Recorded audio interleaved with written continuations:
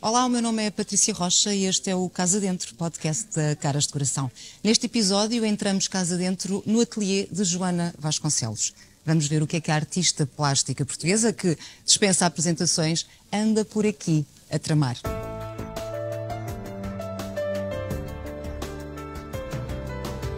Joana, obrigada por nos receberes neste ateliê magnífico, aliás um laboratório de criatividade, já recuperada das emoções vividas em Paris, onde criaste aquela valquíria extraordinária para o desfile de Dior.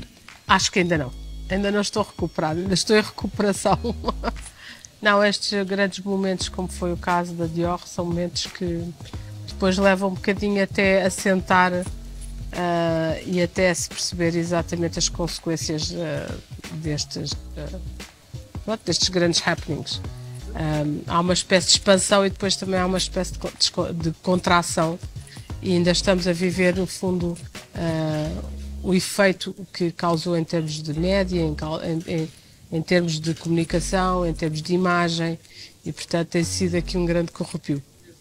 Houve um grande retorno? Tens sentido esse retorno em termos internacional? Sim, houve um retorno que é diferente daquele que eu costumo atingir. Pelo menos mediático, foi uma coisa extraordinária. Sim, mediático foi extraordinário, porque nunca tínhamos feito parte de um evento com tantas visualizações online. Tivemos 223 milhões de visualizações, o que é um número enorme e de todo diferente da arte contemporânea. A arte contemporânea tem os visitantes que vão aos museus ver as peças, mas não tem esta expressão nas redes sociais e via internet e via outros meios de comunicação.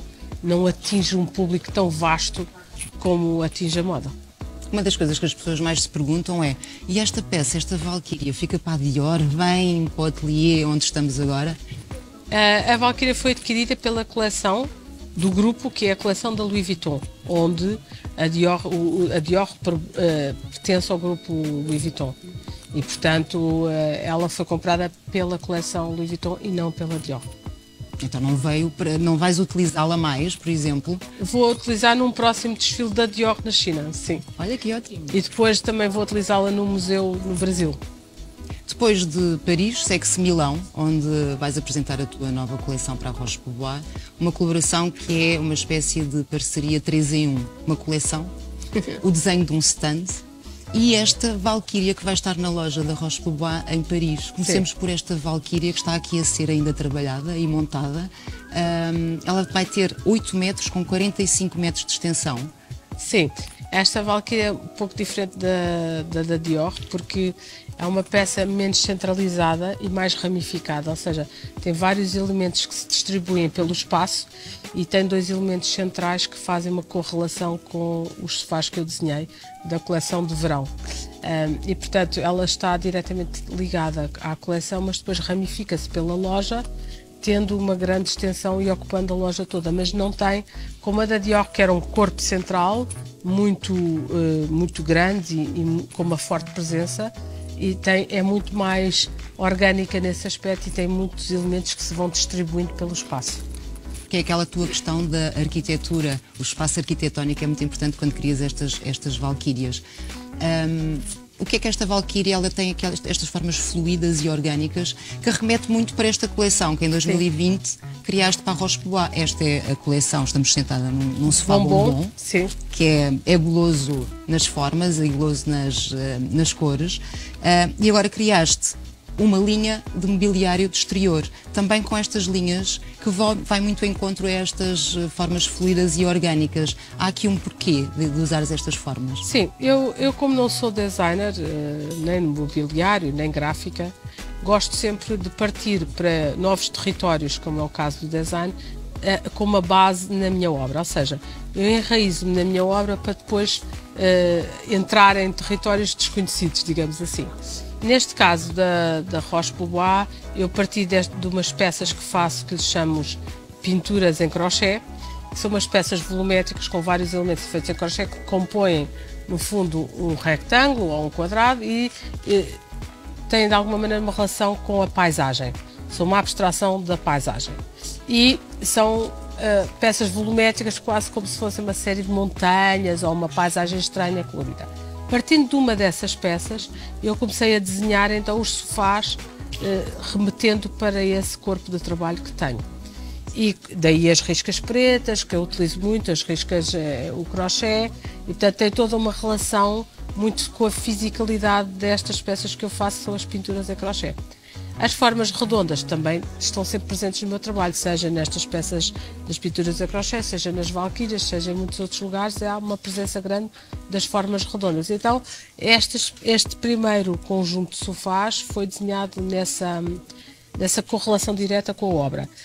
Logo na altura, quando lançámos esta linha, eu pensei em desenhar depois uma série de mobiliário à volta, mas não tive tempo.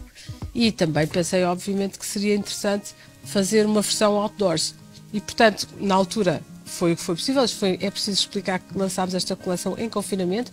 Ela foi desenhada exatamente no princípio do Covid e eu já nem estava à espera que ela fosse feita, porque foi muito interessante, porque a Roche Bobois ligou-me a dizer: Joana, temos aqui o protótipo dos sofás e vamos mandá-lo, você vem ver os sofás à Itália. E eu disse: a Itália? Mas a Itália está com um problema, e então melhor será mandarmos os sofás ou para Paris ou para Lisboa. Se calhar é melhor vir a Lisboa. Então a equipa deslocou-se de Paris para Lisboa e os sofás vieram de Itália. Quando os sofás saíram no dia a seguir, a Itália fechou completamente com o Covid. Eu pensei, pronto, nunca vamos fazer estes sofás. E a verdade é que, como a Itália também abriu antes dos outros países, eles começaram a trabalhar. E um dia, um ano e tal mais tarde, ligam assim: os sofás estão prontos. Eu: quais sofás? Aqueles sofás, eu que já me tinha esquecido deles já. E pensei, com o drama que foi o confinamento e o Covid, eu pensei, nunca, pronto, eles esqueceram, fecharam a fábrica e não vão fazer os sofás. E efetivamente fizeram-nos. E resolvemos lançá-los na abertura aqui da loja da Roche Bobois, na Avenida da Liberdade. E então foi muito interessante, porque foi uma inauguração com muito pouca gente, porque estava tudo ainda em confinamento. Então foi uma peça, na altura não deu para desenvolver na sua extensão este projeto. Portanto, o que nós estamos a ver é a parte 2 de um projeto que começou partindo das minhas pinturas em crochê e que tem estas cores intensas muito relacionadas com o meu trabalho, mas depois houve o desenvolvimento das mesas, os tapetes, as almofadas, até alguns objetos decorativos e tudo, e portanto estamos a ver o desenvolver de um projeto muito grande que na altura, por causa do confinamento, não se pôde ir até ao fim. Nesta nova coleção, que não temos aqui exposta porque ainda está a ser feita, não é? Mas que vai ser apresentada no Salão do Móvel em Milão, estou aqui a ver, por exemplo, este detalhe nesta coleção anterior. Os tons pastéis foram os tons eleitos. Esta opção cromática que remete muito para a tranquilidade, para a serenidade. Onde é que te foste inspirar para a mudança cromática da linha? Sim, é que... Sendo que os tecidos também são de exterior, não são, são especialmente para estarem ao ar livre, não são assim. Porquê os tons pastel? Porque quando a coleção foi feita, ela tinha a intensidade das minhas pinturas a crochê e tinha uma correlação direta com uma das peças. Depois, eu também parti de uma série de desenhos. Estas almofadas partem de desenhos que eu costumo fazer. Portanto, há aqui dois elementos, que é o elemento gráfico e o elemento do desenho, e o elemento escultórico, que é as pinturas em crochê. E a ideia era ver um interior e ser uma coisa mais acolhedora, que tivesse cor e intensidade para trazer vida ao interior. Obviamente que estes não são uns sofás de primeira necessidade, não são o sofá clássico para se ver televisão, mas são sim um conjunto de peças que se podem modelar umas com as outras. Na perspectiva escultórica, uma pessoa pode pegar e pode mudar as costas, pode mover, pode sentar de um lado, sentar do outro. Portanto, eles são sofás que se podem adaptar a cada pessoa. Uma pessoa pode se deitar, pode trocar, e isso torna-os muito práticos e divertidos. Também as formas são curvas e elas podem se encaixar. Portanto, pode-se comprar vários sofás e fazer deles uma espécie de puzzle, arquipélago, pode-se juntar, separar. Portanto, eles são muito dinâmicos enquanto objetos. Não são o sofá da primeira necessidade clássico para se ver televisão. Porém, eles adaptam-se muito bem a grandes espaços, porque com o tamanho que têm e a versatilidade que têm, podem criar grandes espaços de estar. E claramente interior. quando começámos a pensar, logo da primeira vez, que iríamos fazer o exterior estava obviamente adaptado à praia, à piscina, ao mar. E eu pensei automaticamente na areia e no nosso belo pôr do sol. O belo pôr do sol em Portugal e em Lisboa tem uma tranquilidade muito bonita, porque tem uns tons pastel, um rosa claro, um amarelo claro, um azul claro, é muito comum no nosso pôr do sol. E pensei, quando fizemos o exterior, partimos noutra direção, que é uma direção cromática, que tem muito a ver com a palete que nós usamos nas fachadas dos nossos prédios. Eu lembro sempre de uma pintura do Botelho, onde o amarelo claro, o azul claro, são muitos tons que nós usamos nas fachadas em Lisboa. E tu, com esta vista deste ateliê para o Rio, com o Cristo Rei ali de braços abertos, tens esse privilégio, não é? De teres essas cores e a luz de Lisboa, que ajuda muito à tua inspiração. Exatamente. Daí que desde o princípio eu pensei, quando fizemos o exterior, partimos noutra direção para haver uma clara diferença entre o interior e o exterior, e sendo dois projetos totalmente diferentes, apesar de estarem correlacionados. Mesmo os tapetes que desenhei também têm essa palete, são diferentes do primeiro tapete que eu desenhei para o interior. Essas peças que nós temos aqui, mas estamos a mostrar agora, por exemplo, vão estar num espaço de exibição da Rochebois no Salão do Móvel, que acontece agora em abril, na capital do design. Milão será a capital do design e do mobiliário este mês. É um stand inteiramente desenhado por ti. O que é que podemos esperar desta intervenção neste espaço? Correlacionando diretamente o stand com as formas dos sofás e com esta ideia de pôr do sol, eu desenhei um stand que é todo ele em curva, onde se adapta os sofás às próprias das paredes e onde fizemos uma impressão de pôr do sol nas paredes. Portanto, tem exatamente estes tons e este momento de transição, que me parece um momento muito poético, entre o dia e a noite. Um momento em que tanto o sol desaparece e a lua aparece, é um momento de transição, é uma espécie de portal para outra dimensão. E foi isso que eu quis evidenciar no stand. Portanto, o stand tem esta forte relação com os tons do sofá, mas também com este ambiente meio fluido de passagem. Tiveste total liberdade criativa. Normalmente dão-te carta branca. E também gostas de trabalhar assim, não é? Normalmente é carta branca porque é exatamente isso que significa ser artista. É a grande diferença entre o artista e o designer, é essa. É que eu não tenho um programa na base, nem tenho que cumprir nenhuma função. Aquilo que tenho que fazer é desenvolver um projeto e uma ideia.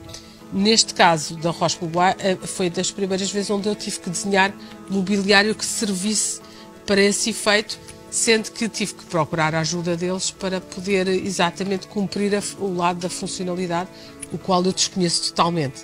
E, portanto, foi muito interessante trabalhar com uma marca que é também produtora, porque uma coisa é ser designer e saber uma série de aspectos técnicos para poder produzir um mobiliário, que eu não sei, porque não sou designer, e portanto, como não sendo designer, eu tinha que ter uma ajuda técnica e encontrei nesta marca essa equipa técnica fantástica, muito habituada a trabalhar com outros criadores, que me ajudou a desenvolver de uma forma prática, confortável, execuível este projeto. Porque eu conceptualmente apenas estava a sair da minha obra e fazer uma obra parecida, ou não é parecida, mas na linguagem que eu estou habituada a desenvolver. E depois foi preciso adaptar-me aos aspectos técnicos do conforto, dos tecidos, da produção, do estofamento, o encosto, o peso, todas essas coisas que eu desconhecia totalmente. E foi um prazer depois também desenvolver os aspectos dos tapetes. Eu quis relevo nos tapetes, depois toda a gente ficou, mas isto do relevo nos tapetes, porque eu estou habituado ao relevo e tal. E encontramos sempre soluções muito interessantes. Mas mais extraordinário foi agora quando quis fazer esta palete cromática pastel para as cores de verão e fomos à procura de fio para desenvolver os tecidos e os tapetes e não existiam. E toda a gente, mas não existem tons claros? Não, na palete exterior, no mundo inteiro, nos produtores de fio, não havia aqueles tons. Então tiveram que ser feitos os tons de propósito para desenvolver esta linha. E foi muito curioso, porque os senhores da própria fiação vieram e disseram, mas o que vocês estão a fazer? Nunca ninguém nos pede para mobiliário de exterior estes tons. Então, de repente, é essa carta branca que falávamos ao início, que é não estar constrangida por regra nenhuma nem por conceito nenhum, permite-me navegar e ir a sítios que normalmente as pessoas do meio não podem ir porque sabem as regras. Eu, como não sei, tenho uma liberdade que efetivamente permite a criação. E neste caso criou-se uma paleta cromática única e a primeira para exterior com estes tons de pastel. O que é que retiras e levas desta experiência na área do design de mobiliário? Muita coisa.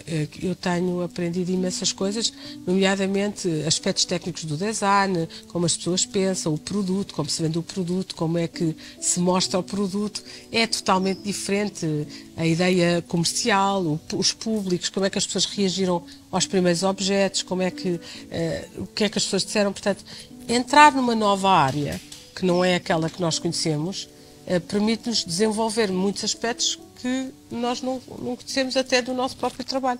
E de que maneira é que o meu trabalho se adapta a áreas que eu desconhecia, as quais não estudei. Eu andei um ano em design mediado, mas deu para ter algumas luzes, mas estudar design é uma profissão muito complexa.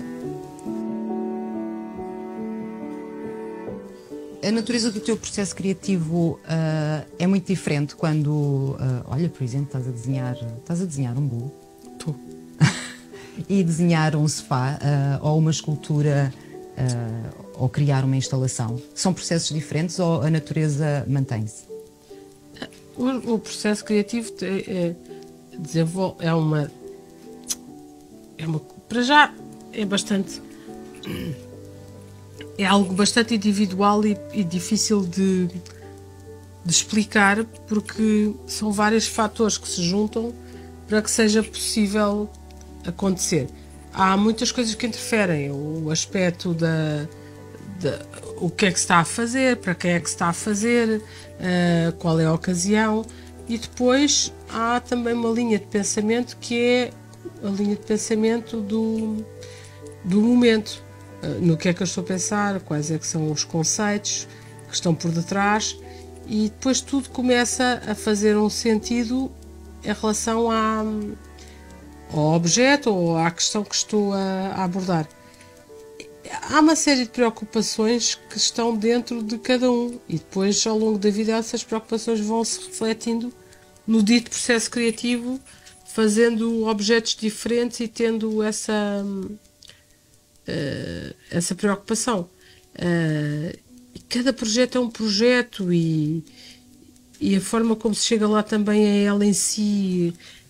É impossível eu estabelecer, projeto criativo é assim, assim, assim, eu vou fazer assim, assim, e depois acontece. Isso era pressupor uma regra, um programa e uma técnica, coisa que não existe no dito processo criativo, porque ele é orgânico, único, irrepetível e totalmente inesperado. Portanto, há tudo isso a ter em conta e há todo um lado que é o deixar fluir, o deixar funcionar e o deixar a coisa acontecer. No meu caso, quando eu estou... quando eu tenho a necessidade de criar algo novo ou de pensar alguma coisa nova, eu tenho que ter uma disponibilidade para que ela possa acontecer. E muitas das vezes esse espaço, essa disponibilidade não tem a ver com o espaço físico, mas mais espaço mental. E tenho o privilégio de, quando vejo as peças, vejo-as inteiramente como elas têm que ser. E muitas vezes faço os meus desenhos, né, aqui, e para explicar, mas depois a seguir tenho que fazer exatamente aquilo que vi. E não tem a ver com pressupostos nenhuns exteriores a mim, mas aquilo que, por exemplo, tenho aqui o desenho do bolo e depois a seguir o bolo tornou-se uma realidade em relação aos desenhos que eu fiz. Mas os desenhos que eu faço são esquemáticos, são croquis, não são desenhos finais. Depois é que tenho que ir ao Departamento de Arquitetura para que eles ganhem realidade e ganhem medidas concretas, se correlacionem com o meio. Mas basicamente é um processo que nunca é igual. E também aí é um processo manual, não estou a ver um computador, uma digitalização, um Photoshop. Eu costumo dizer que eu sou um artista bastante clássico, no sentido em que não sou um artista tecnológico, mas analógico. eu gosto muito do feito à mão e valorizo muito a ideia do crafts e a ideia de um mundo onde o saber fazer com as mãos é valorizado. E o desenho é a primeira expressão desse mundo e é a forma é onde se aprende a pensar. Através do desenho aprende-se a observar e aprende-se a representar e a interpretar o mundo que nos rodeia. É uma ferramenta essencial para, exatamente, para conseguir entender o mundo. Eu, como estudei desenho e estudei joalharia no arco, foi a ferramenta que tive para aprender a pensar, foi desenhar. Portanto, eu desenho principalmente de uma forma muito abstrata, apesar de não fazer um desenho figurativo nem à vista, mas é uma forma poética de interpretação do mundo, digamos assim. Eu uso o desenho nessa função. E, portanto, a partir do desenho, eu começo todo o meu processo criativo e todo o meu processo de construção de qualquer obra. Mesmo que não sejam desenhos, as pessoas pedem muitas vezes, mostra-me lá os teus desenhos. Os desenhos que são os esquiços, que são os desenhos de sketches, são feitos com uma intenção que é representar a ideia. E depois então há todo um trabalho técnico para ser feito, e aí com computadores, e aí com regras e tal, mas este primeiro desenho não tem essa importância, só tem a importância de traduzir um pensamento. Quanto tempo passas neste escritório? Quando estás cá, quando não estás Passa algum tempo, quer dizer, este escritório eu vejo, é engraçado, porque as pessoas perguntam o que é o seu escritório, eu penso sempre que é o ateliê inteiro, não é? Porque na verdade eu passo aqui alguns tempo, mas passo também muito tempo fora deste escritório, ou seja, andar de cima para baixo e ver as equipas, estou com as equipas, muitas vezes reúno na outra sala ou vou lá em cima à arquitetura. Portanto, este é o meu pouso, mas às vezes também é outra mesa lá fora, depende da situação, mas para ter mais calma e para poder desenhar, este espaço é mais isolado e é melhor para isso. Foi decorado? Sim, foi decorado por mim, foi recebendo as coisas que vão acontecendo aqui neste ateliê e às vezes as pessoas dizem mas isto você vai mudando isto. Sim, este espaço é um espaço dinâmico, as peças entram, as peças saem, nós tiramos. É um espaço mais intimista, porque como o ateliê é muito industrial, é um espaço muito grande, aqui temos uma relação mais próxima com a casa e com o ambiente doméstico. Daí que tem móveis, é uma espécie de meia sala e na verdade aqui nós podemos sair do mundo industrial que é o ateliê e entrar num mundo mais privado. É a tua segunda casa. Sim, às vezes até digo, vou ali ao meu quarto. E afinal o meu quarto era o escritório. Mas pronto. Mas como eu penso que o escritório é o ateliê, este parece que é o meu quarto. Mas é engraçado porque eu passo metade do meu tempo em casa e metade do meu tempo aqui, na verdade. É meio-meio. Mas é uma extensão da casa, sem dúvida. Joana, por falar em casa, tens peças tuas em casa? Tenho algumas peças minhas em casa, sim. Além de peças de obras, também tenho algumas peças de decoração, de mobiliário. Sim, assinadas por ti? Sim. E em termos de design, tens assim designers que tenhas em casa que gostes muito? Tenho. De design, sim, eu tenho alguns clássicos do design e também tenho uma coleção de jarras de cerâmica brancas, que é uma mania que eu tenho, mas tenho peças clássicas e tenho coisas novas, coisas mais antigas.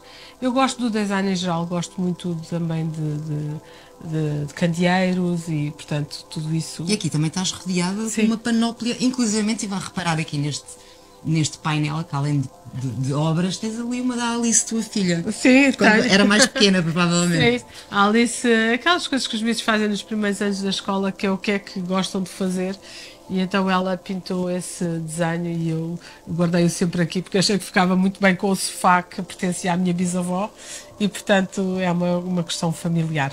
Falar em obras, novamente, o que é que se segue? Que obras é que vêm aí? Portanto, agora vamos fazer, a seguir ao Salone del Mobile, vamos fazer a Árvore da Vida, na Sainte-Chapelle, em Vincennes, e depois vamos fazer o bolo de noiva em Waddesdon Manor, em Oxford, e vamos depois fazer mais à frente uma exposição no MOM, no Olho do Niemeyer, no Brasil, em Curitiba. Vamos fazer as galerias Uffizi, em Florença, e vamos... Mas à China também? Eu vou à China também, já me estava a esquecer da China. Vamos fazer uma exposição na Tang Gallery em Pequim. E, portanto, andamos muito animados. É um ano cheio de coisas boas. Sim, cheio de coisas boas e principalmente concentrado não só na Europa, mas pelo mundo. Isso agrada-me bastante porque muitas vezes o nosso cotidiano artístico é no espaço europeu. E o facto de expor à China, para mim, é muito importante. E também de poder, vamos fazer uma exposição em Malta também, vamos fazer depois coisas mais aqui na Europa, na Alemanha, enfim, na Suíça, enfim, temos muitos projetos por aí, graças a Deus.